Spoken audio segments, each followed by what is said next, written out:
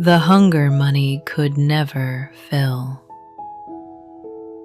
For a long time, I believed I knew why I felt so empty, because there had been no money.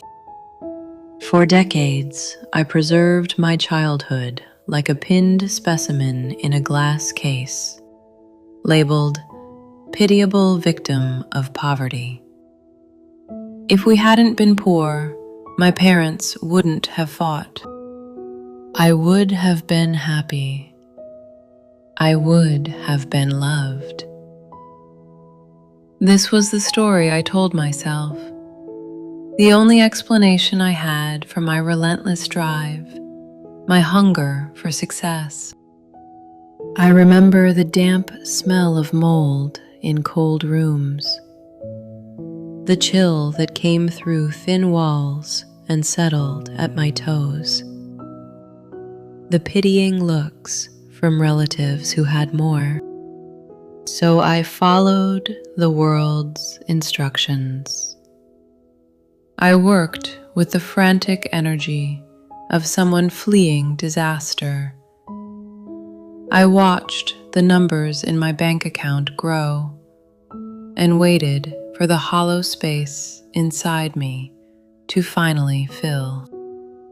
The numbers grew. The space did not shrink by a single millimeter. One day, in meditation, I removed the filter, the "it's because of poverty" filter, and looked at my childhood honestly.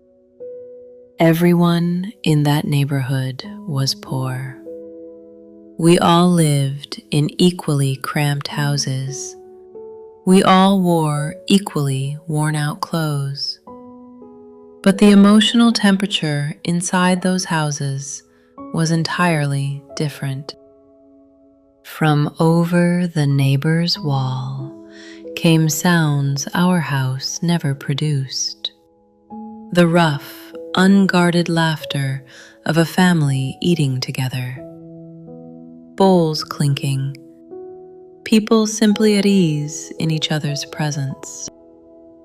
My house was a landscape of silence, or something worse than silence.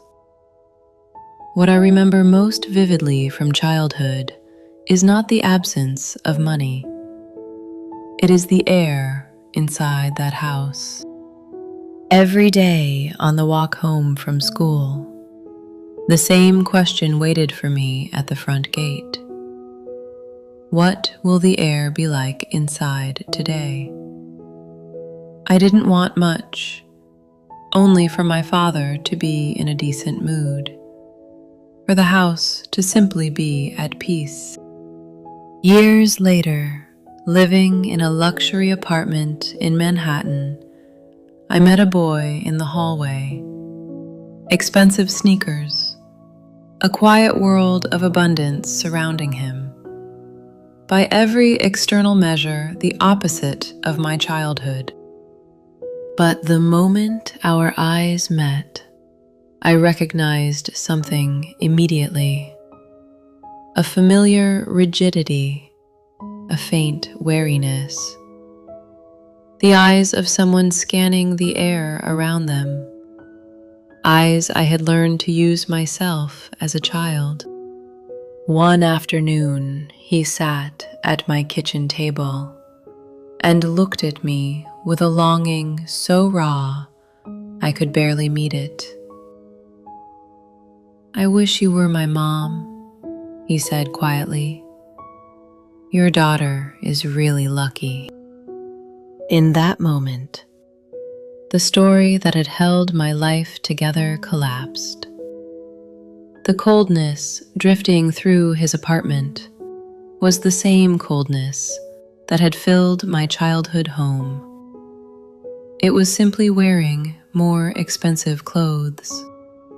Through practice, I finally brought the real problem into the light. I had been trying to fill a hole that money had never made. What the emptiness in my chest had always wanted was simply to be seen. When I faced that empty space directly, it began to change. It was not a deficit. It was a curtain hanging in front of something that had always been there. When it dissolved, what remained was something that had never once been broken. Love was already inside me. What I came to understand was simpler than I expected. The body has real needs: food, shelter, stability. And the inner life has its own needs as well. Emotional self-sufficiency, the capacity to remain with yourself without needing something outside to fill the space. Both matter. Neither replaces the other. I tell my friends with a smile that I am a successful person. They wait for the rest of the sentence. There is no rest of the sentence.